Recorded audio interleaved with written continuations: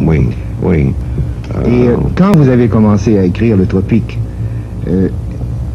quel était le but que vous vous étiez fixé à vous? D'écrire ma détresse. Vous savez peut-être, au commencement, il y a un passage d'Abélard, n'est-ce pas, en disant qu'il était le plus mal fortuné ou misérable. Et moi, je croyais que c'était exactement comme ça, oui. Je voudrais écrire l'histoire de ma détresse ou mon angoisse. C'est ça, c'est tout. Vous vouliez en même temps faire une sorte de confession, une sorte de mise à nu qui ne s'était jamais faite dans la littérature, ou à peu près. Mais on a fait ça devant, n'est-ce pas, auparavant, il me semble, non? Même les confessions de Jean-Jacques Rousseau vont beaucoup moins loin. Oui, il faut que je vous interrompe. Avant de venir à Paris, j'ai fait un plan pour tous mes livres autobiographiques, mais j'avais oublié cela. Et j'écris seulement ce qui se passe dans le moment, de jour en jour, comme je dis. Mais actuellement, dans ce plan-là, j'avais les notes pour tous mes livres autobiographiques. Et je n'ai pas encore achevé les dernières notes. Oui, je me souviens que ce programme-là, il y avait un major programme et un minor programme, a été publié récemment dans la revue Synthèse. Et effectivement, il y avait la liste de tout ce que vous vouliez faire, qui n'est pas achevé, bien sûr. Oui. Mais pour revenir au Tropique du cancer, qui était le livre qui a fait connaître votre nom, comment a-t-il été accueilli en France et à l'étranger? D'abord, en silence, en France même, n'est-ce pas? Mais c'était grâce peut-être à une pauvre jeune fille qui vendait les livres du café au café.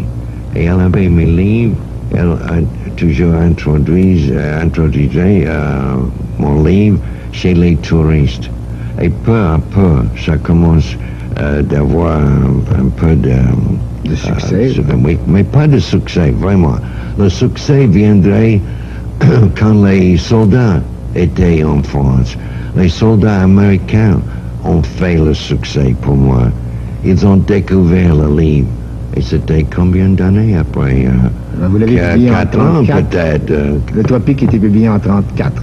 34, alors c'était 10 ans presque après, oui. Mais à mesure que, ne parlons pas de succès pour l'instant, mais à mesure que le livre était diffusé, il s'installait aussi un malentendu assez grave au sujet de Miller, écrivain. Un malentendu qui s'est encore aggravé quand apparut le Tropique du Capricorne.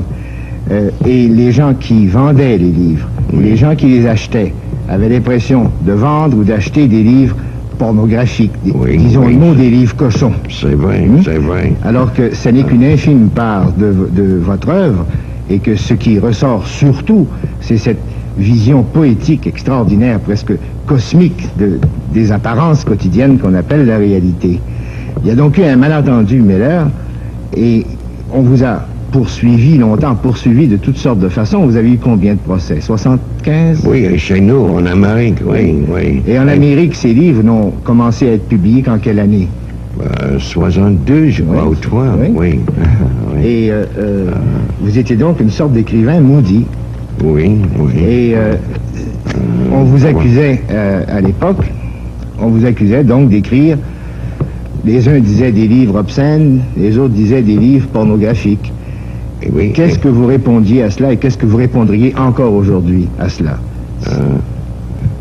Cette question d'obscénité et pornographie ne m'intéresse pas. Il y a peut-être, on peut dire, oui, ça dépend de la définition toujours, n'est-ce pas? Les deux mots, c'est difficile à décrire ou donner une définition acceptable à tout le monde, surtout aux juges, n'est-ce pas? Mais moi, comme le sel et le poivre, je crois qu'il y a parfois une bonne dose et parfois très peu, n'est-ce pas? Mais parce que c'est le même dans la vie. il y a des éléments pornographiques, obscènes et tout cela, n'est-ce pas? Et moi, j'étais à la recherche de la réalité. Et c'est pourquoi il y a cet élément, je crois. Peut-être j'étais un peu... Peut-être je suis allé un peu plus fort, mais peut-être parce que j'avais une qualité puritaine, je sais pas. On dit ça, n'est-ce pas, que j'étais un vieux puritain. Ça peut être aussi. Et quand vous aviez des procès au sujet de vos livres, oui. De quelle façon vous défendiez-vous? Moi, je n'ai pas fait la défense. C'était mon éditeur. C'est mon éditeur qui a fait cela. Moi, en signant le contrat pour les livres, je dis toujours, je ne fais pas la défense de mes livres. Je ne veux pas au cours, n'est-ce pas, de courtroom, non, non. On peut me mettre en prison, mais je ne veux pas être interrogé, etc. Mais après le succès de Scandale, il faut bien le dire, aussi bien du Tropique du Cancer que du Tropique du Capricorne, il y a eu la trilogie de la crucifixion en rose, oui. Sexus, Plexus, Nexus, qui ont aussi créé encore le Scandale et entretenu toujours ce malentendu Miller, d'abord écrivain pornographique, alors que ceux qui connaissent vraiment votre œuvre disent Miller surtout poète. Et dans ce contexte-là, est-ce que vous pouvez me parler de l'évolution qui s'est produite dans la société au sujet de ce qu'on appelait des œuvres obscènes? Oui. Vous savez, tout était en ma faveur, pour ainsi dire, parce que l'opinion publique a changé beaucoup, surtout chez nous, en Amérique, plus tard en Angleterre. Mais chez nous, il y avait presque une révolution. Et tout d'un coup, il me semble, tout était permis. À mon avis, trop est permis aujourd'hui, n'est-ce pas? Je ne juge les livres pas par l'obscénité, n'est-ce pas, mais par l'esthétique, la façon d'écrire. Le mauvais l'écrivain, il est bon, n'est-ce pas? Quelle est votre attitude générale à l'égard de la censure officielle? Je dis toujours, il ne faut pas avoir, il n'a pas besoin de la censure. Ce qui est bon restera avec nous, je crois, et le mauvais va disparaître. Et on n'a pas besoin de faire la censure. Qui peut être le juge, après tout, n'est-ce pas? Qui est qualifié pour cela? À mon avis, personne. La preuve, c'est que récemment, au Danemark, on a éliminé la censure. Alors, on ne vend pas les livres érotiques ou obscènes, n'est-ce pas? C'est fini. Bon, n'est-ce pas? La preuve. Mais personnellement, comment avez-vous réagi au fait que la plupart de vos lecteurs de cette époque-là ne voyaient dans vos livres que cet aspect obscène ou érotique et ne voyaient pas le reste? Autrement dit, vous étiez un auteur méconnu dans plusieurs sens du terme. Chez nous, chez mes compatriotes, j'ai vu quelque chose qui m'a irrité et qui m'a donné la méfiance pour mes lecteurs. Après le grand succès des Tropiques, n'est-ce pas, chez nous, je croyais, moi, que les autres livres vont suivre le succès. Mais non. Ils ont demandé seulement les livres, comme on dit, pornographiques, etc. Et avec cela, j'avais un grand dégoût pour mes lecteurs, n'est-ce pas? Est-ce que vous considérez que, maintenant que ces 5 livres importants dont nous parlons là, sont publiés, que vous avez vraiment accompli le but que vous vous étiez proposé? Oui, et le but a changé à mon avis. Je crois au commencement, comme tous les jeunes, hein, alors j'avais presque 40 ans, j'étais pas du tout jeune, mais jeune d'esprit. Je crois que peut-être je peux changer le monde. C'est idiote à dire, n'est-ce pas?